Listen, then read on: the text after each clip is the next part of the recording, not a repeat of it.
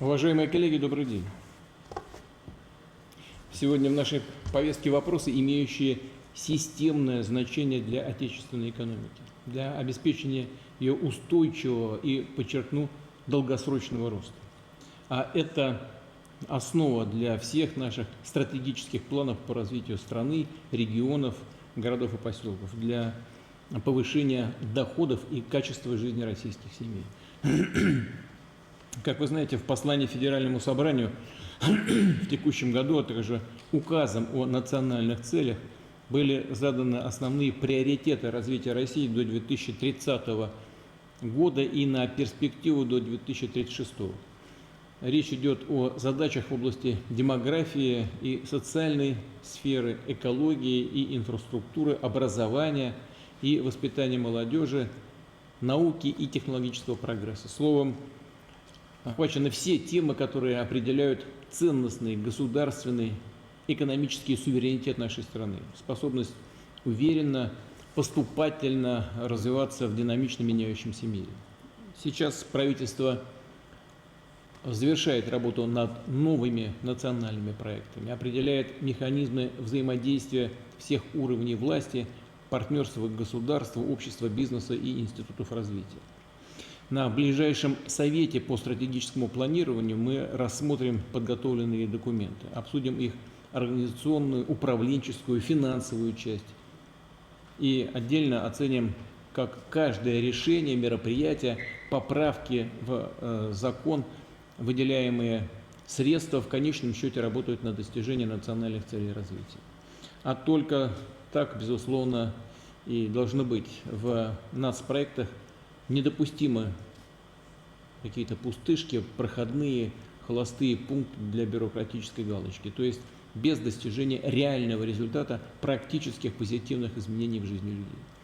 Повторю, реализуя наши планы, мы в первую очередь опираемся на положение дел в экономике, поскольку именно индустриальный, торговый, логистический, финансовый потенциал определяет ресурсные и бюджетные возможности государства, формирует средства, которые выделяются на ключевые системно значимые задачи, на повышение благосостояния наших граждан.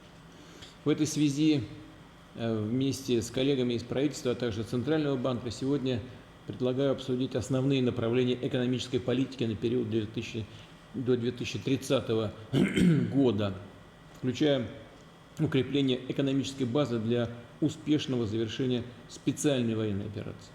А это, как не раз уже говорил, главное, основное условие для реализации долгосрочных планов развития России.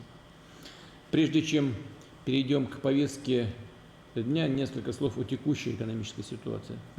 Понятно, она участникам совещания известна, тем не менее некоторые вещи повторю. Экономика России, как и в прошлом году, продолжает расти хорошими, высокими темпами.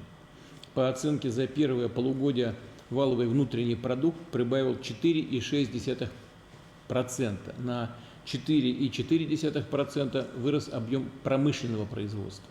При этом уже традиционно более высокую планку задают обрабатывающие отрасли.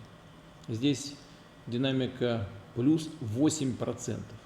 Остается сильным и потребительский спрос. За полгода оборот розничной торговли увеличился на 8,8%. Причем отмечу, что такой результат главным образом поддерживается ростом заработных плат.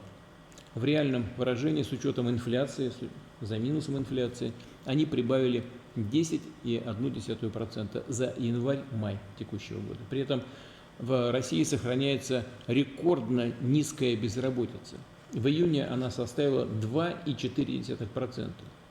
Рост экономики заработных плат позитивно отражается на федеральном бюджете. За первые 7 месяцев этого года его доходы приблизились к 20 триллионам рублей. Это на 36% выше, чем в прошлом году. Хороший показатель. Причем, что тоже важно, почти 2/3 бюджетных поступлений составили так называемые ненефтегазовые доходы, которые не зависят от экспорта углеводородов. Эти индикаторы говорят о том, что отечественная промышленность, сельское хозяйство, сфера услуг чувствует себя в целом уверенно. Предприятия, трудовые коллективы работают стабильно, ритмично, видят перспективы и строят большие планы. Как уже не раз говорил, нам обязательно нужно усилить позитивные тенденции в реальном секторе, поддержать вложение бизнеса в модернизацию и открытие новых производств, создание рабочих мест и подготовку кадров. И, конечно, надо укреплять инфраструктурный каркас страны, развивать цифровые платформы, электронные сервисы для поддержки деловой активности, для выхода новых отечественных компаний на внутренние и на внешние рынки, для расширения торговых, кооперационных связей между предприятиями и регионами с зарубежными странами. При этом, вновь обращаю внимание, и правительства, и Центрального банка России нужно повысить эффективность скоординированных действий по снижению инфляции. Очевидно, что системно с инфляцией необходимо бороться в первую очередь за счет роста предложения товаров и услуг. Это ясно.